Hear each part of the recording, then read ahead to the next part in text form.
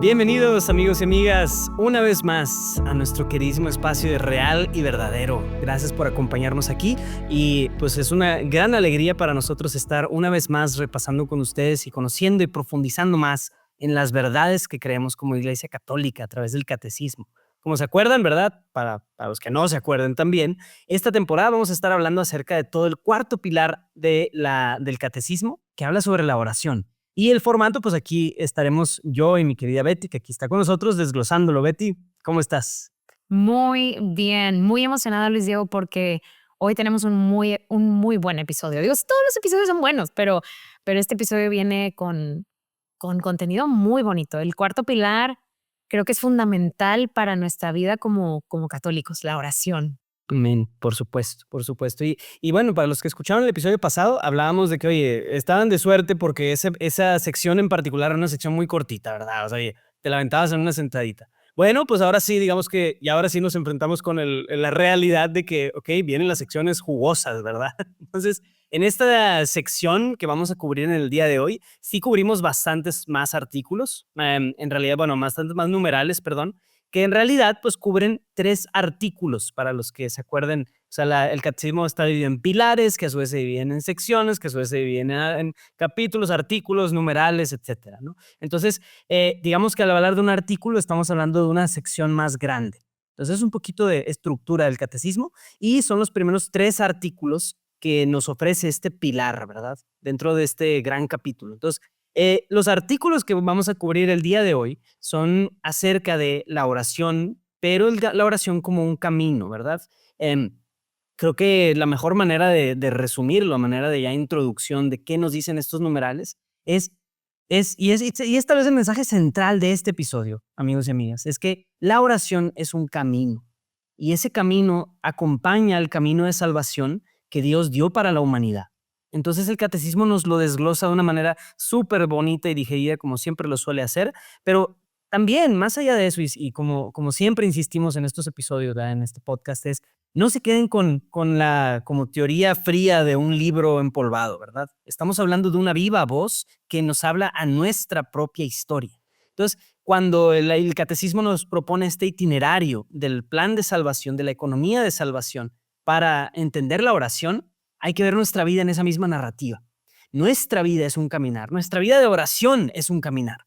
Y ese caminar también pasa por sus diferentes formas, momentos, etcétera. Y nada más voy a pincelar un poquito acerca de cómo van, de qué se tratan estos artículos, qué dicen, etcétera. Y luego ahora sí, pum, nos metemos a detallar más, ¿verdad? Entonces, los 3 artículos resumen la oración en la historia de la salvación, o en lo que la iglesia y el catecismo llaman la economía de la salvación, que es cómo Dios salvó a la humanidad.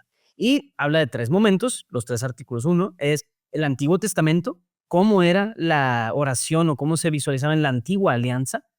El segundo artículo sobre en la plenitud de los tiempos o con la llegada de Jesucristo. Y tercero, en el tiempo de la iglesia. Puedo decir que es, digamos, el artículo más práctico acerca de formas de oración. Los videos de esta unidad para Real y Verdadero cubren estas formas de oración, ¿verdad? Esa sección.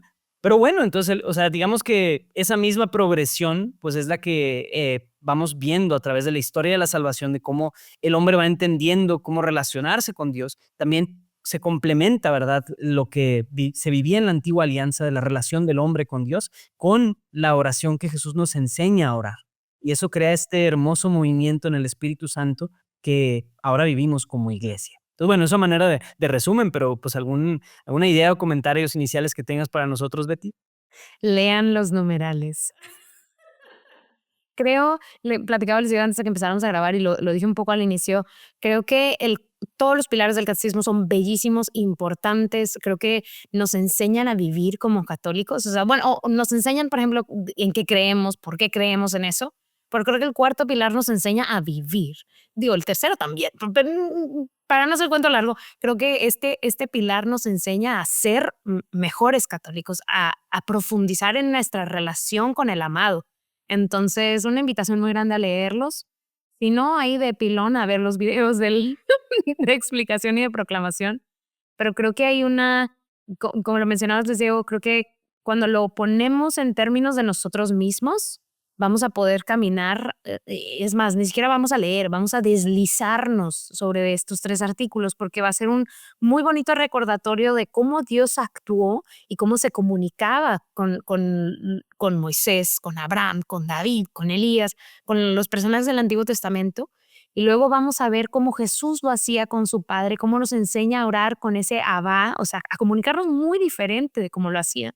Y luego vamos a llegar a cómo lo hacemos ahora y cómo la iglesia nos, o sea, nos enseña a orar, porque claro, que orar es esta comunicación con el Señor en donde el Señor nos llama primero y nosotros respondemos ese anhelo y ese corazón que Él nos ha dado responde a Él mismo.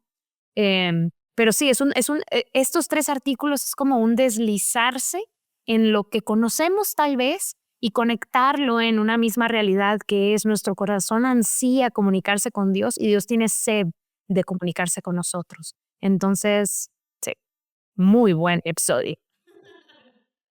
Sí, creo que o sea, de los primeros numerales de esta sección, de esta gran sección que hemos cubierto, ¿verdad?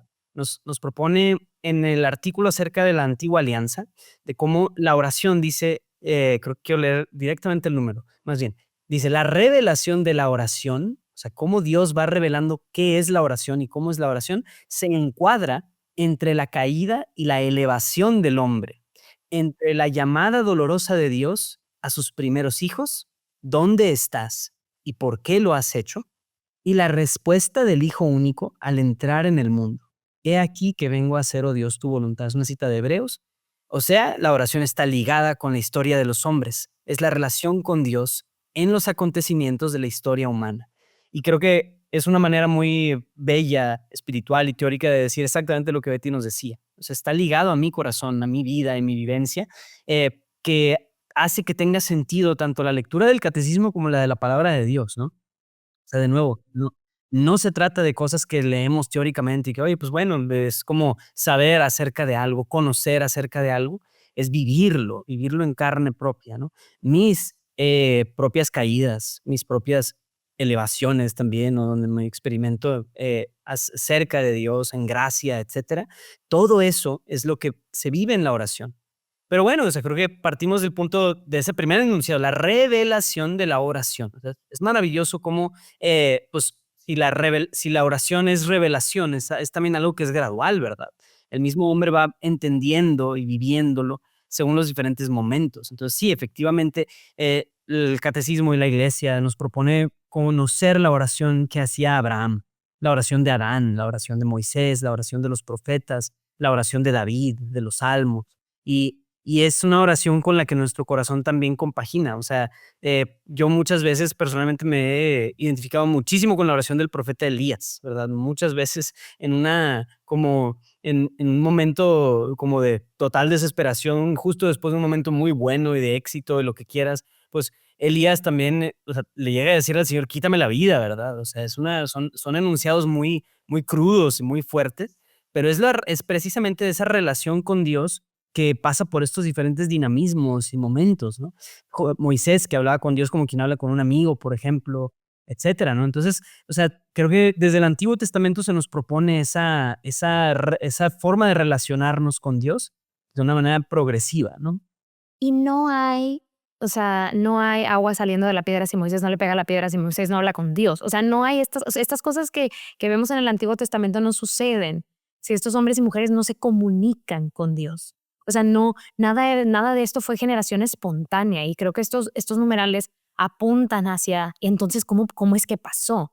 Y hay, en estos primeros capítulos hay dos numerales bueno, muchísimos, pero casi al inicio, en donde empieza a hablar de la promesa y la oración de la fe, en donde habla de la oración de Abraham, también el catecismo nos dice, de nuevo, la oración dentro de la economía de la salvación, dice, la oración restablece al hombre en la semejanza con Dios y le hace participar en la potencia del amor de Dios que salva a la multitud. Se me quebró a mí la cabeza y dije, ¿qué está pasando? Pero de nuevo, cuando existe esta comunicación con el Señor, cuando se da la oración, entonces restablece el Señor, o sea, nuestra semejanza con Él. O sea, hay algo increíble, sobrenatural que pasa cuando nos atrevemos a hablar con Dios. Y no nada más eso, el Señor potencia cosas dentro de nosotros en ese diálogo. Y después cuando empieza a hablar de Moisés, también yo pensé mucho en mí misma, porque, bueno, no porque yo me relaciono, bueno, yo me relaciono mucho con Moisés, porque era muy, muy terco, pero al mismo tiempo tenía un corazón hermoso y entonces decía Moisés en el numeral 2575, dice, Moisés aprende también a orar. No es que Moisés fuera, uy, así superdotado y tuviera, así estuviera separado. No, amigos, era como tú y como yo. O sea, era un hombre normal, común y corriente. Él aprende a orar y dice este numeral, se humilla, objeta y sobre todo pide. Y en respuesta a su petición, en respuesta a ese diálogo que tiene con el Señor, a ese atrevimiento de ver la zarza y hablarle a la zarza, em, el Señor le confía su nombre inefable que se revelará en sus grandes gestas. O sea, en respuesta al corazón de Moisés abriéndosele a su Señor, el Señor le deja ver su rostro. Yo no les estoy haciendo una promesa de que el Señor les va a mostrar su rostro si deciden hablarle, pero sí de que el Señor va a potenciar cosas dentro de su corazón, de que va a restablecer esa semejanza con Él. Entonces hay mucho poder en el diálogo con Dios. Y creo que eso es algo de lo que se encapsula en este artículo en donde o sea, en donde revisitamos a Elías, a David, a Moisés, a Abraham, a Adán. O sea, al revisitar estas historias, revisitamos esto, o sea, de que el diálogo con el Señor transforma profundamente al ser humano y lo lleva a hacer cosas fuera de lo normal. O sea, no era posible para Moisés hacer muchas de las cosas que hizo. ¿Por qué? Porque era un hombre caído, quebrado, pero a través de este diálogo, y no era un diálogo como, eso también me gusta mucho del catecismo, que no es, hoy usaban palabras santas y elegidas y era un diálogo elevado entre dos intelectuales, no. O sea, al contrario, está diciendo aquí, o sea, Moisés se humilla, ora, casi casi que puede decir grita, refunfuña, pide. O sea, no es un diálogo como solamente alegre o solamente feliz, no. O sea, y que luego lo veremos ya como en este desliz en el último pilar, en la oración de la iglesia actual, ¿no? Al Señor no solamente es como que hoy se le alaba y se le dice que todo es perfecto. Con el Señor también nos abrimos, como se abrieron en el Antiguo Testamento, a decir, como Elías, Señor, quítame la vida. O sea, inclusive eso es parte del diálogo santo con Dios. Y eso me encantó. Me Qué encantó bonito, ¿no? como, Y gracias por compartirlo, Betty. Yo creo que hay algo que en mi propio caminar cristiano he visto que como que hay momentos en donde Dios te lleva a una decisión. Y para mí son como el momento de la verdad. A ver, ahora sí, ¿qué va a suceder? ¿Qué vas a decidir? ¿Qué es lo que quieres? ¿No? Y te como que acorrala a una forma, o sea, para que realmente muestres qué es lo que verdaderamente está en tu corazón. Creo que en el caso de Moisés pienso en un momento donde, justo después de que se revelaron las tablas de la ley y Moisés baja y el pueblo está idolatrando, justo lo primerito que el Señor les dijo que no hicieran, ¿verdad? Moisés se enoja y luego sube de vuelta a la presencia del Señor. Y el Señor es el que le dice a Moisés, oye, estoy harto de esta gente, estoy harto de este pueblo que no me obedece, voy a destruirlos y voy a hacer un nuevo pueblo a través de ti, voy a empezar una nueva alianza contigo. Ese para mí es el momento de la verdad de Moisés. Porque Moisés, la verdad, o sea, si ves el libro del Éxodo y todo el libro, o sea, todo eso no, de pobre todo el hombre. Pentateuco, o sea, la ha sufrido con esta gente, ¿verdad? Quejas, problemas, y justo por la necedad de ellos es que Moisés no puede entrar a la tierra prometida porque se exaspera de plano con ellos y lo que quieras. Pero, o sea, el punto es, si fuéramos Moisés, muchos de nosotros estaríamos tentados a decir, sobres, sí, adelante, sí, órale, yo también. Pero ahí, justo en ese momento de la verdad, Moisés muestra su verdadero corazón y dice, no, no los destruyas, por favor, porque tú hiciste una alianza con ellos, o con sus antepasados, nuestros antepasados, y ellos confiaron en ti, entonces, pues, o sea, no puedes hacer eso. Ahora, yo y tú sabemos que Dios en realidad no pensaba exterminarlos, sino que quería que era una prueba para Moisés, para que él conociera el corazón de Yahvé, pero también él mismo saber, ok, a pesar de esta gente, de su necedad y de su terquedad y todo eso, yo quiero ser pastor para ellos. O sea, es una gran prueba de lo que hay en tu corazón.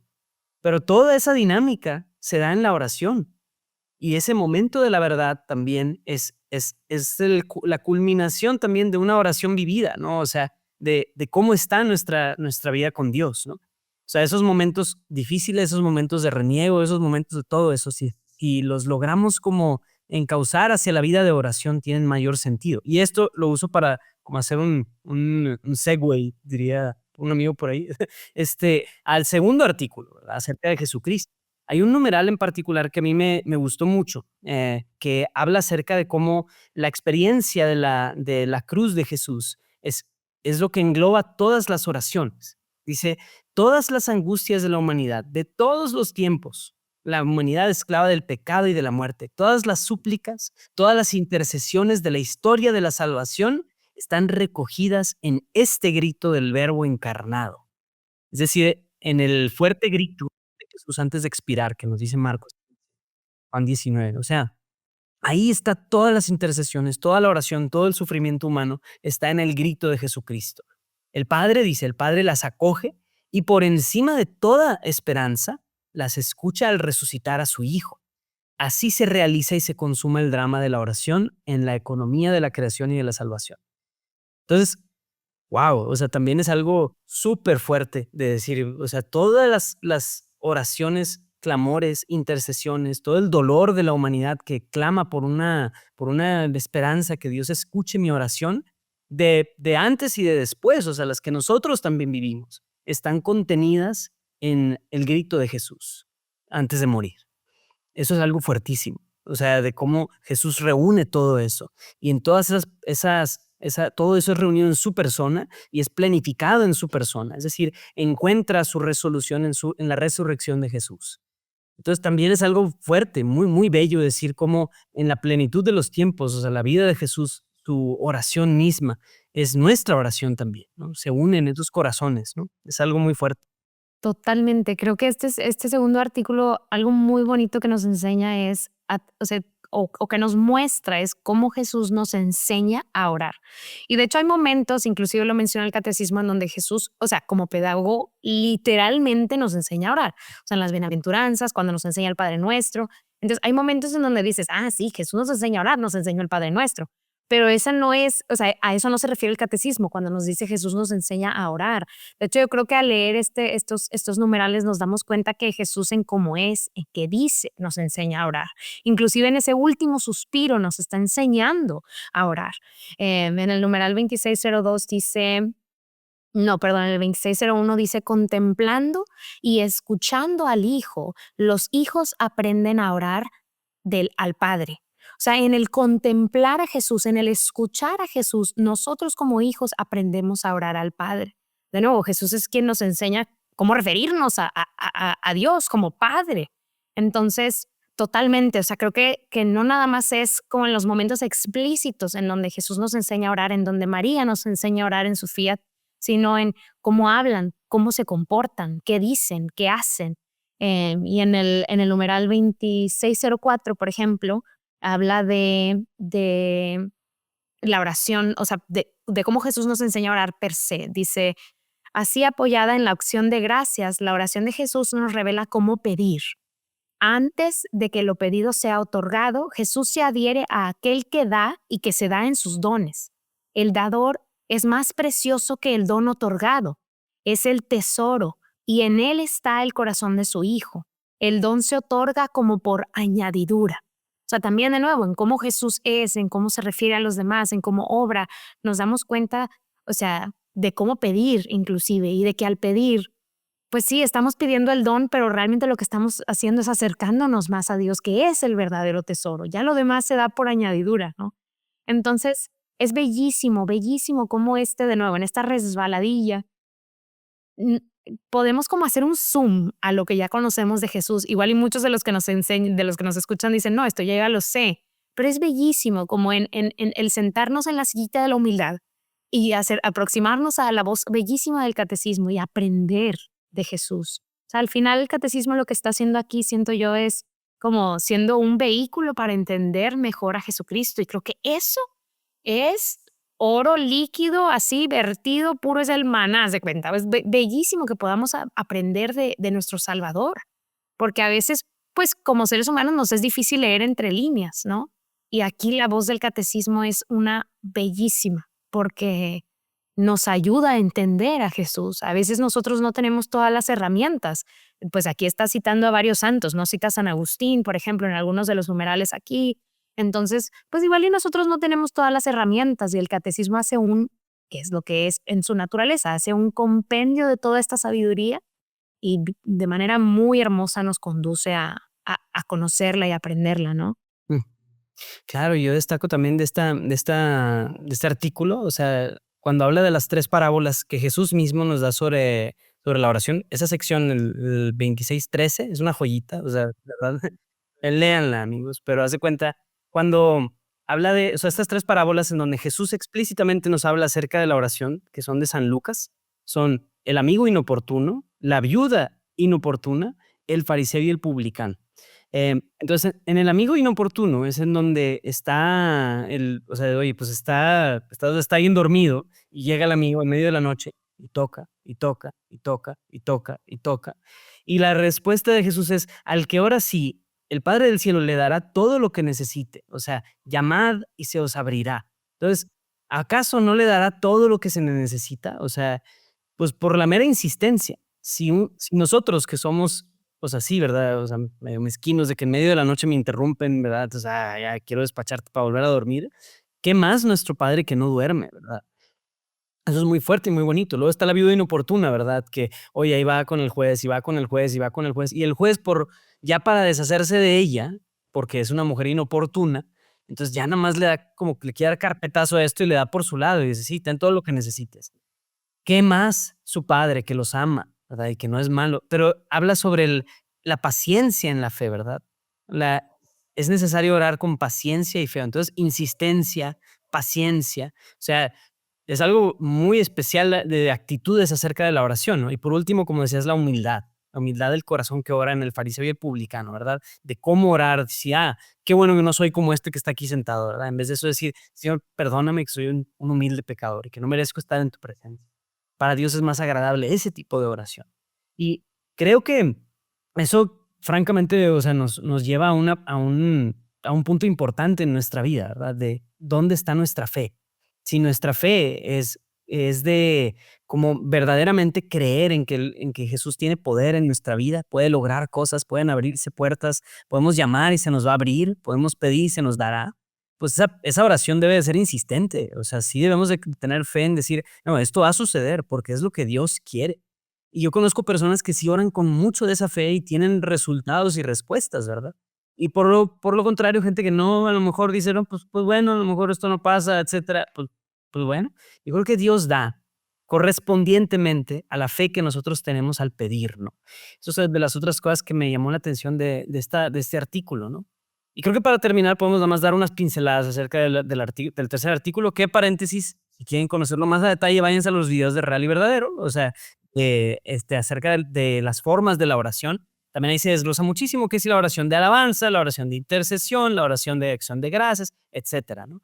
Pero la verdad es que también es mucho la disposición del corazón en los momentos que estamos viviendo del día a día, ¿verdad? O sea, yo siempre insistiré en que Dios no te pide que hagas algo que está fuera de tus capacidades, ¿no? Y de tus tiempos y momentos. Entonces, no se trata de decir, no, voy a bloquear ahora 3 horas de mi día para la oración.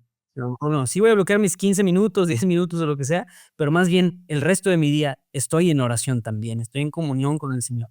Y estoy atento a esas contemplaciones que tú decías, ¿no? La contemplación que nos abre a la posibilidad de conocer más a Dios, de entender su corazón, de vivir en Él.